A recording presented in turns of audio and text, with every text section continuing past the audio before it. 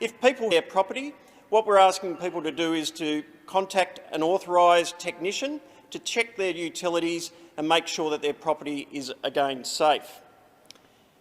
In parts of the state, there's been some precautionary closures that have occurred. So the Buchan Caves, for example, in Gippsland, are currently closed while some of these aftershocks continue to occur, but it's purely precautionary at this time. SES and CFA crews have been out in their communities today providing public reassurance around what has actually occurred, in addition to the warnings that have gone on. But at this stage, whether it's from our air intelligence, from the crews on the ground, fortunately, we've not seen any really significant structural damage.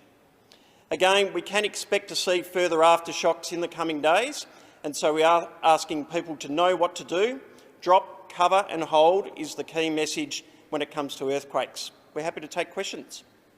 With the situation in Chapel Street, as you just mentioned, there's quite a concentrated amount of damage there, particularly on homes in that area as well. Is there any chance that it was felt harder in that particular spot, or what do you put that down to? Look, it really comes to the age of infrastructure when it comes to earthquakes. So what we've seen around metropolitan Melbourne today, the epicentre was obviously in the northeast between Mansfield and Rawson, but that some of our older infrastructure around Melbourne, where we were seeing the earthquake play itself right out across the state, we were getting reports from Mildura to Mallacoota, is that older infrastructure is more temperamental to shaking. And so obviously here in Melbourne, most of us would have felt large shaking today as a result of that 5.9 earthquake. Do you have a time period for how long it actually lasted? Some people feel like it was seconds, others obviously minutes in the panic of it all. Yeah, so geoscience is still doing their full assessment, but at this stage it was between 30 to 40 seconds in terms of the duration of the earthquake that occurred this morning here in Victoria.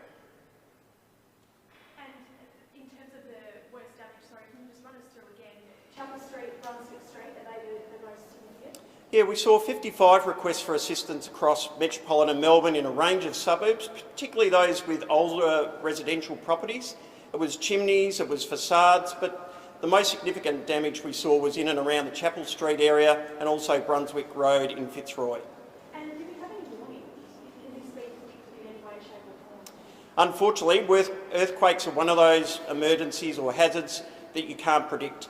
And even the aftershocks now, we won't be able to predict when they're likely to occur or how frequently they'll occur, and that's why people need to know what to do. Drop, cover and hold is the key message if you are experiencing an earthquake.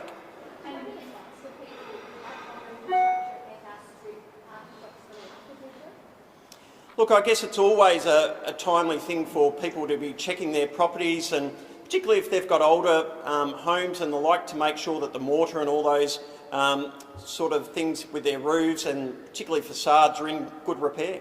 I think 55 calls for damaged buildings. Do you know how many buildings there are that are damaged? Because there'll be some double-ups for those calls, I think.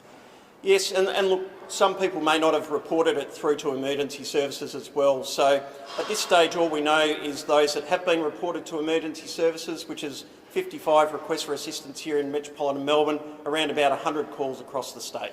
How many of those calls are from the epicentre in Mansfield? Look, fortunately we've seen very few calls, and again, the epicentre of this earthquake occurring between Mansfield and Rawson is largely an unpopulated area, and so it's really the communities in and around there. We saw obviously even as close as Wangaratta, the cross of the local St Patrick's Church there, for example, came down. So there were a range of impacts that were felt as a result of shaking right across the state. How prepared is the SES for an event like an earthquake?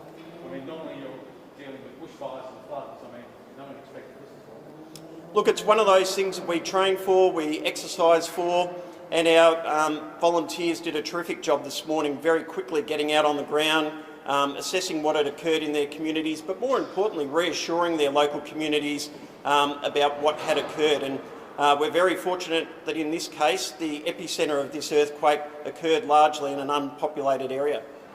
In terms of that preparation, how does it differ, I suppose, to how you would be dealing with a lot of other emergencies, given you don't have any warning? Look, a lot of our training for earthquakes is around our initial response to communities and knowing how to set up our structures, and making sure that we can get good information and intelligence back. Quite often in these events we can lose our utilities, whether that's power, whether it's telecommunication, and so a lot of our training is focused on how we get good information flow back in to know what response and services we need to provide into affected communities. But again, fortunately today, we've seen very minor impacts. And have those things been part of the impact today, though, things like power, gas, telecommunications? Have you seen anything like that? Certainly, as the earthquake occurred around 9:15 this morning, we saw around 35,000 customers lose power as a result of some of our power systems tripping, but a lot of those have now been restored with under 1,000 customers still without power at this point in time. What's the best advice you have about how likely it is some of the aftershocks will be up around that high level again of the high fives? Look, unfortunately, earthquakes is a hazard where there's a science that sits behind it that is really quite complex, and so there is no telling about how big the aftershocks will be. As you've seen today, there's already been 6 aftershocks from as small as 2.1 all the way through to 4.1, but they've varied in size as the aftershocks have occurred, so there really is no way of being able to assess or predict an earthquake occurring. There are lots of people who may not call you guys as a result of this, but they've got cracks in walls or in archways, both inside and outside their homes. Given we are bracing, I suppose, for aftershocks, should they be doing something about those? Yes, if people feel they've experienced damage to their homes as a result of this earthquake due to the shaking or otherwise, they should be contacting a licensed builder or technician when it comes to utilities to come in and make sure that those things are checked and appropriately safe. Is that task made a little bit more difficult by the construction industry shutdown? Look, I think at the moment emergency repairs is one of those things that is certainly allowed for under the COVID restrictions, and so people should be contacting licensed technicians and the like if they need to. Where does this sit historically, this quake? Look, for Victoria, this is the largest earthquake that we've experienced at 5.9. And I guess to put it into context, we saw Australia's, most impacting earthquake in Newcastle, which was a 5.6. But what it can show is the size of earthquake really depends on where that epicentre occurs. So in this case, we were very fortunate that the 5.9 earthquake occurred in a part of regional Victoria that is largely unpopulated. Now we're talking about aftershocks and being prepared for that. Is there something potentially going on that we should be also preparing for other earthquakes, given we've never seen it before? What's the chances of being very much a one-off? Look, every year we experience around a dozen earthquakes across Victoria, but quite often they're in that smaller category of 2s and 3 degrees of magnitude. It's very rare. The last time we saw a large earthquake in Victoria was 5.3 in Gippsland, so it's been a few years.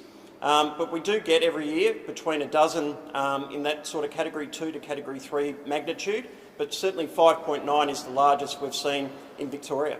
The chances of that being a one-off being at that scale and that large, I'm sure there's lots of people nervous now thinking that this is going to happen again. Look, absolutely there will be people that may be nervous as a result of this. Earthquakes can occur at any time right across Australia through various parts of Victoria, and so that's why we're asking people to know what to do. Know where to get emergency information through the Vic Emergency website, through the Vic Emergency app, but also that key message, drop, cover and hold. And just with the containers at Port Melbourne, can you just talk us through a little bit more what happened there? Because that obviously sounds quite dangerous with the weight and scale of those. Yeah, look, fortunately those containers were in a storage area at Webb Dock. Again, there's been no injuries as a result of the earthquake today, but it is a timely reminder that if you're starting to feel an earthquake occurring, move away from buildings, move away from trees, certainly move away from large objects like containers as they are susceptible, as we saw today, of toppling over. Did we get pretty lucky here, Tim, would you say, to get out of it without a significant amount of building damage or any injuries? Look, we've been very fortunate that this 5.9 magnitude earthquake that occurred in the northeast of the state did occur in a regional area. If that had occurred under one of our more urban and populated areas, we could be seeing quite a different result. Is it possible for one to occur in an urban or suburban area? Yes, we actually plan for and have response plans for various parts of the state where it is possible to get this size magnitude, and as we saw in Gippsland, around Moe, a few years ago, a 5.3 magnitude earthquake there that caused a range of low-level damage, but again, it is possible to happen in other parts of Victoria as well. Looking at Chapel Street and damage there, it must be very lucky that that happened at a time when the streets were empty. Look, we were probably very fortunate that with some of the situations we have in Melbourne at the moment, there aren't a lot of people out and moving during the day, and so certainly that could have been a lot worse in Chapel Street today if it had been perhaps a busy Saturday morning or the like. And similarly with Brunswick Street, can you just run us through exactly what happened there? So it was a facade on the front of one of the buildings that has come down. They're probably the more two significant cases, but there are a range of chimneys and other facades that did come down on older buildings across various parts of Melbourne today. And that was an older building on Brunswick Street? Yes, it was. And came onto a footpath? Is that... Yes, that's right. This might be more of a question for Andrew, but do you have any idea how long the Watching Act will be in effect? Is it related to the aftershocks? Look, we needed to put up the Watch and Act, and that was again working with Tim and the SES as the control agency. So just that situational awareness for people across the state. We'll continue to monitor that over the next 12, 24 hours and just reassess if we need to continue that particular warning or not.